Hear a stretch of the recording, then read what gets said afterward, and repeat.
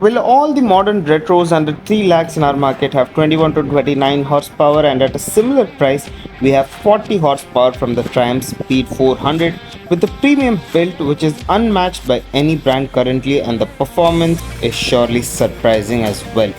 Now we have a very sporty alloy wheel with nice grippy big size tires providing excellent grip as well as making the bike look good and very stylish, a typical Triumph style. The side panels and the tank details, the paint job, everything about this motorcycle is very premium.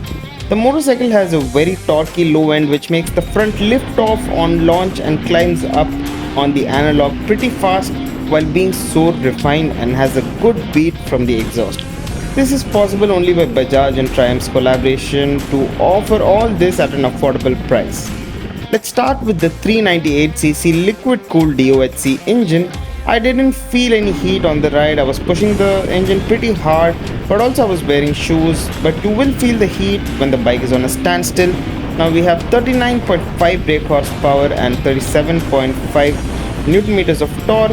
The thing I like about this is that they didn't load the engine with too much power for the engine to stress, so it is smooth and refined, but when the bike is launched it wants to lift and the engine redlines at 10k rpm. When you shift, the transmission is pretty smooth, which gives a good riding experience.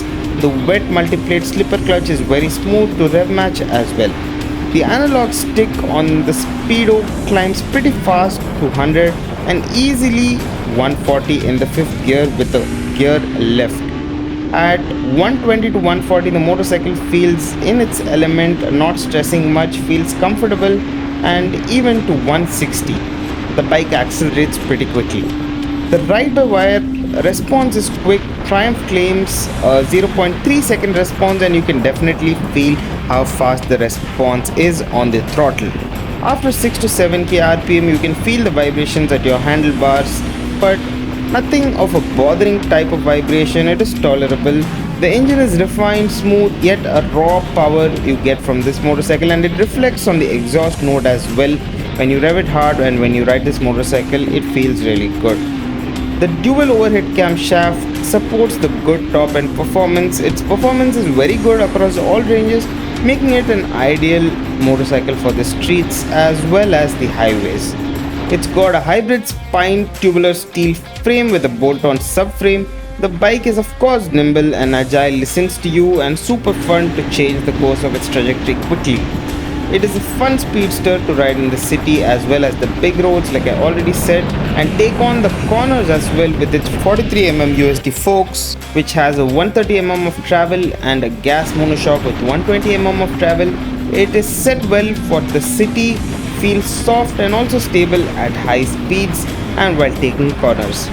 Crunchy brakes on the Speed 400. We have 300mm front discs with 230mm rear discs, dual channel ABS which performs well to stop the bike quickly from high speeds.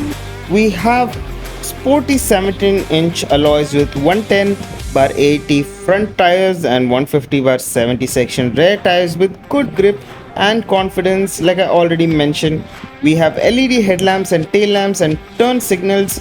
Love the style of the tail lamps, looks very good. The Speedo is very decent. I like the analog part, and the digital is function oriented. We also get USB charging port on this motorcycle. 790mm of saddle height on this motorcycle. I'm 5'4" and I was comfortable with the height. Could plant my feet and handle it comfortably, and at 178 kgs it's pretty lightweight and easy to handle.